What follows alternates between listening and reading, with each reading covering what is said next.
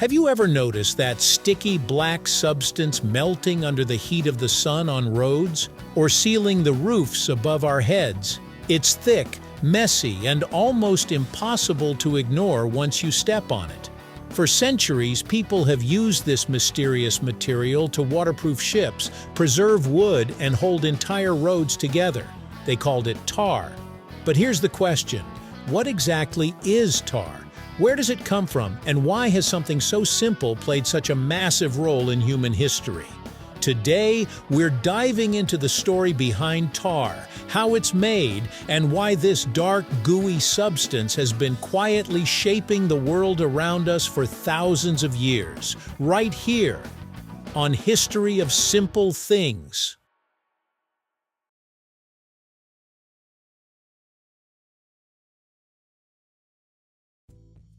Tar has been around far longer than modern roads. In fact, ancient civilizations were already using it thousands of years ago.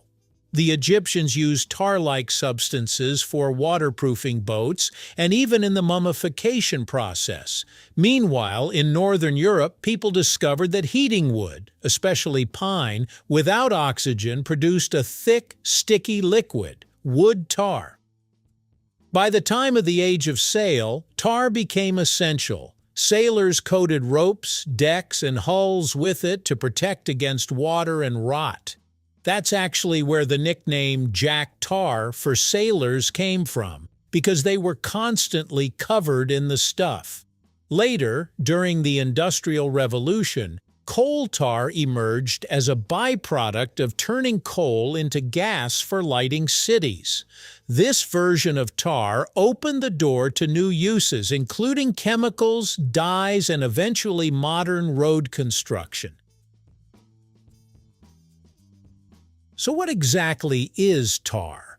In simple terms, tar is a thick, dark liquid made from organic materials when they're heated in the absence of oxygen.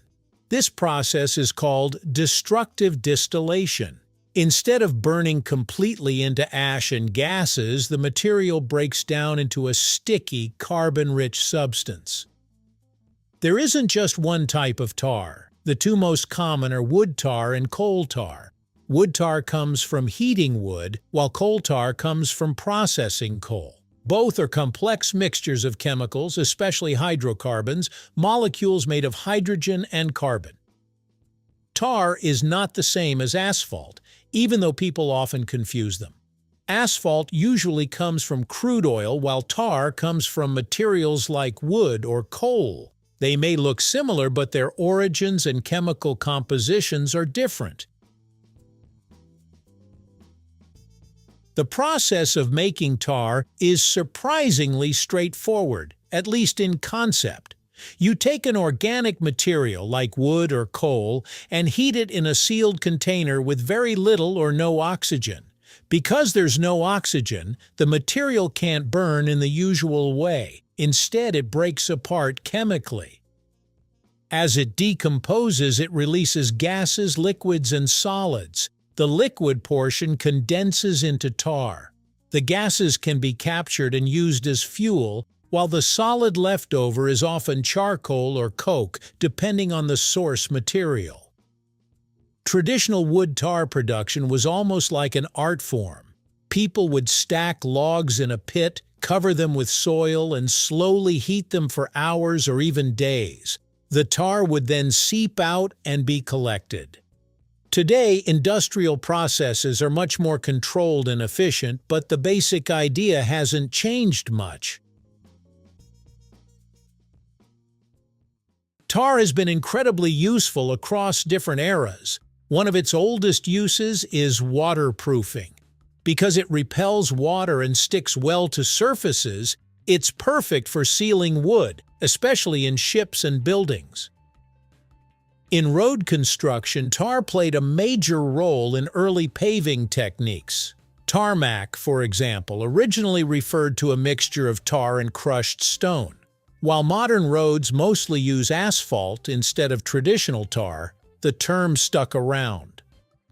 Coal tar also found its way into the chemical industry. It became a source of important compounds used to make dyes, medicines, and even early plastics. In fact, some of the first synthetic dyes in the 19th century came directly from coal tar. You might still encounter tar today in roofing materials, sealants, and certain medicinal products. For example, coal tar has been used in small amounts in shampoos and ointments to treat skin conditions like psoriasis and dandruff. What makes tar so effective is its chemical structure. It's packed with heavy hydrocarbons, which are thick, slow-moving molecules. This gives tar its signature viscosity, that slow, gooey flow. When tar cools, it hardens into a tough, water-resistant layer. It doesn't dissolve easily in water, and it can withstand a lot of wear and tear. That's why it's so good at sealing surfaces and protecting materials from the elements. Its stickiness also helps it bind things together.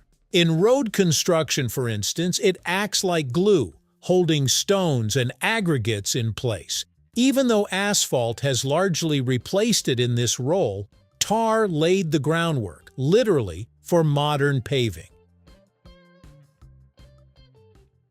Here's where things get a bit more complicated. While tar has many practical uses, it's not entirely harmless. Coal tar in particular contains compounds known as polycyclic aromatic hydrocarbons, or PAHs. Some of these are considered harmful and can be carcinogenic with long-term exposure.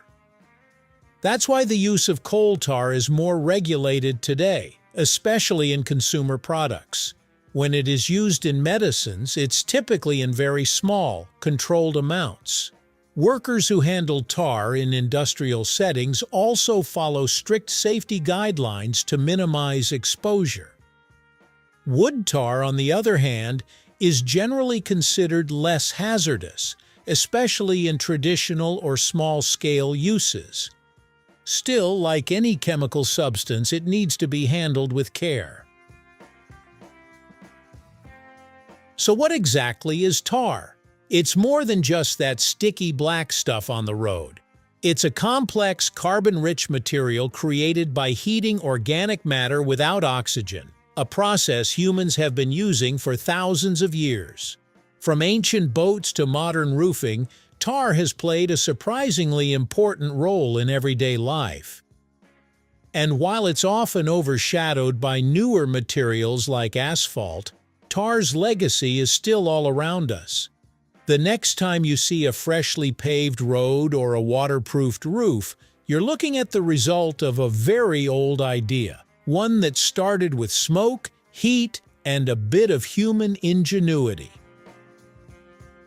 Thank you for watching. If you have suggestions for our next video, feel free to share them in the comments below. We'll be sure to give you an acknowledgement for your contribution. Thank you for joining us on this journey through the history of simple things. Don't forget to like, subscribe, and stay tuned for more stories woven through the smallest details.